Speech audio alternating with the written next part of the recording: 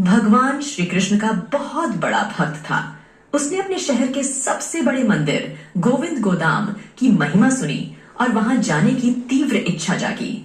कुछ दिन बाद जन्माष्टमी का पर्व आने वाला था, तो उसने सोचा, मैं इस बार जन्माष्टमी गोविंद गोदाम में ही मनाऊंगा।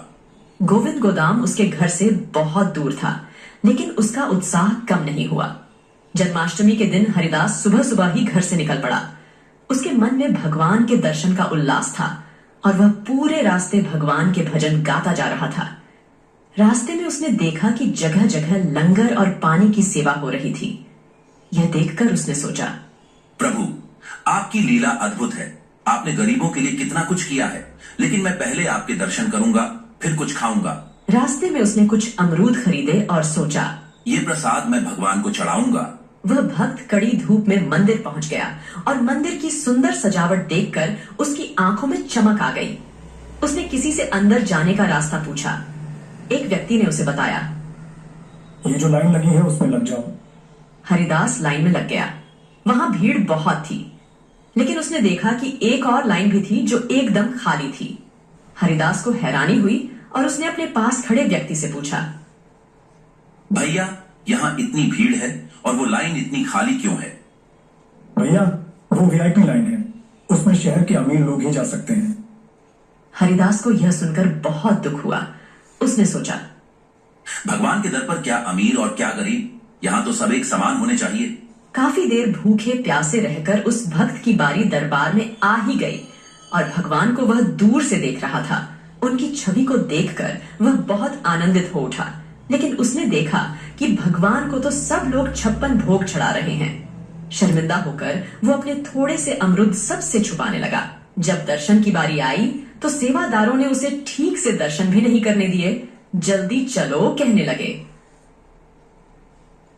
उसकी आंखें भर आई और उसने चुपके से वो अमरुद वहां रख दिए और दरवाजे से बाहर चला गया। द्वार के बाहर लंगर प्रसाद लगा हुआ था। भक्त को बहुत भूख लगी थी। सोचा, अब प्रसाद ग्रहण कर लूं। जैसी के लंगर हाल के गेट पर पहुंचा तो वहां 2 दरबान खड़े थे। वहां उन्होंने उस भक्त को रोका और कहा, पहले वीआईपी पास दिखाओ, फिर अंदर जा सकोगे। यह वीआईपी पास क्या है?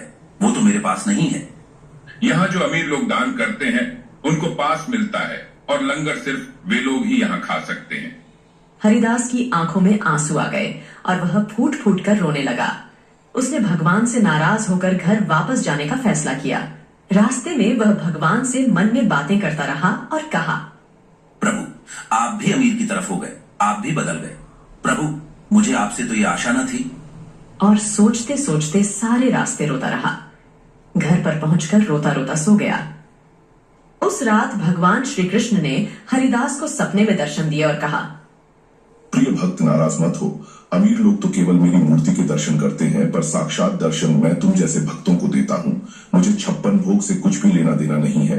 मैं तो भक्त के भाव खाता हूँ और उनके आंसू पी लेता हूँ, और यह देख मैं तेरे चढ़ाए अमरूद खा रहा हूँ। हरिदास का संदेह दूर हुआ और वह भगवान के साक्षात दर्शन पाकर गदगद हो गया। उसका गोविंद गोदाम जाना सफल हो गया और भगवान ने खुद उसे दर्शन देकर उसकी भक्ति को स्वीकार किया। भगवान केवल भाव के भूखे होते हैं, बिना भाव के 56 भोग भी उनके लिए फीके हैं। निर्जला एकादशी के दिन सोमेश नामक एक गरीब ब्राह्मण भिक्षा मांगे काशी के गलियों में घूम रहा था। जोरदार बारिश होने के कारण उसे भिक्षा नहीं मिली। वह पूरे दिन भूखा रहा और अनजाने में ही सोमेश का निर्जला एकादशी का व्रत पूरा हो गया। अगले दिन दुखी होकर वह भगवान विष्णु के मंदिर पहुंचा और बोला, भगवान, आपका जीवन कितना सहज है।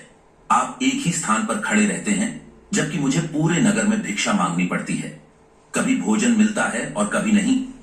भगवान विष्णु को सोमेश पर दया आई और वे प्रकट होकर बोले,